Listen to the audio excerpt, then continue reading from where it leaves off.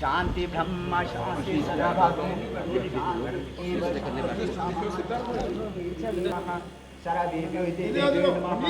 ब्राह्मणे नमः सर्वतीर्थाभ्याय नमः ओम सर्वतीर्थाभ्याय नमः ब्राह्मणाय नमः सीतारामचंद्राभ्याय नमः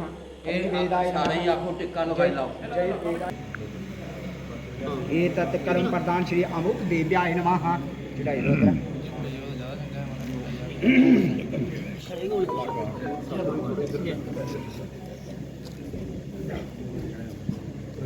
श्री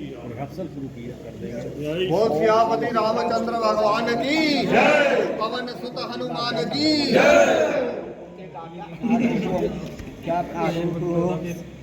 ओम गंधध्वरादुरादर्शं नित्यं पुष्टं कृष्ण ईश्वर्य सर्वभूतानां तानि हो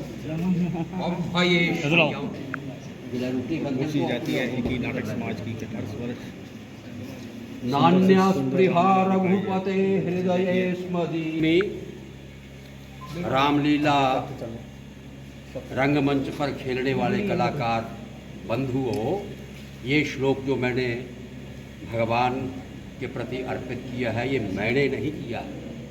ये किष्किंधा कांड जो है, जब जिनसे उन्होंने कथा यहाँ भी होती है रामायण की, वहाँ पर हनुमान अवश्य विराजे। इसलिए आप सबको मैं कहता हूँ कि भगवान की वंदना जो है वो सर्वप्रथम करनी।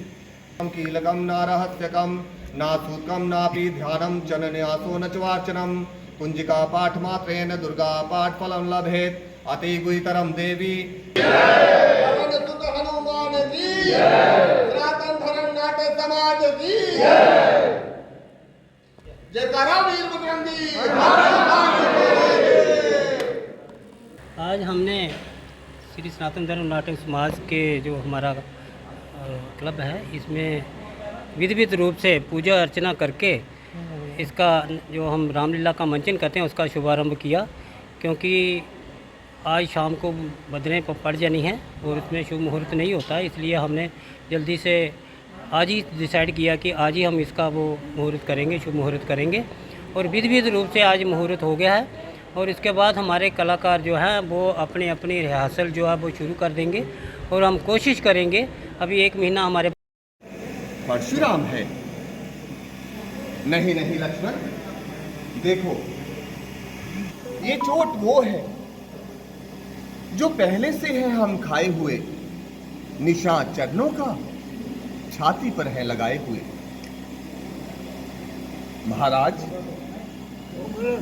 एक तो आप ब्राह्मण हैं और दूसरे गुरु विश्वामित्र की बहन के पुत्र, इसलिए मैं अमोघ बाण आप पे नहीं छोड़ सकता।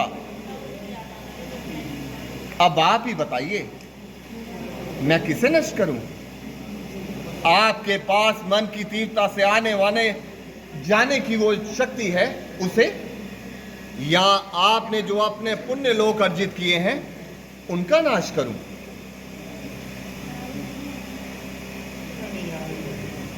और क्या है? ये पूरी रिहर्सल होते हुए लगाई जाएगी। आप क्या कहना चाहेंगे?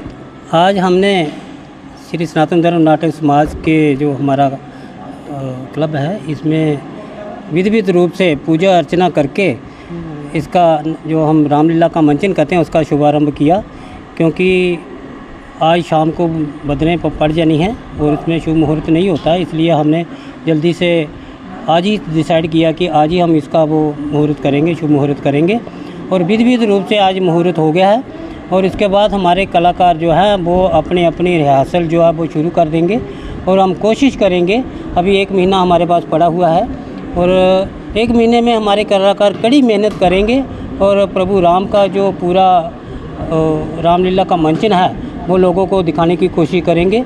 और आप मीडिया के माध्यम से मैं आपको एक बार फिर ये बात कहना चाहता हूँ कि कोशिश करेंगे कि एक ऐसे सौहार्दपूर्ण वातावरण में ये रामलीला का मंचन होगा और जिसमें आप लोगों से मेरी यही गुजारिश है कि ज़्यादा से ज़्यादा इसको पब्लिसाइज करें ताकि लोग परिवार सहित आए, बड़े ही खुशनुमा तरीके से और बड़े पारिवारिक माहौल में हम जहाँ पर रामलीला का मंचन करते हैं, जहाँ पर लोग अपने बच्चों के साथ आते हैं और नई पीढ़ी को एक जो हमारी मैथोलॉजी है प्रभु राम का जो मंचन होता है जहाँ पर, क्योंकि हम मानते हैं कि जो हमारा सनातन है वो इन्हीं दो चीज़ों पे उसी पर अग्रसर होकर हम उसका अनुसरण करते हैं, जिसमें एक महाभारत का कांड है और एक इसमें रामलीला का है जो रामायण का है।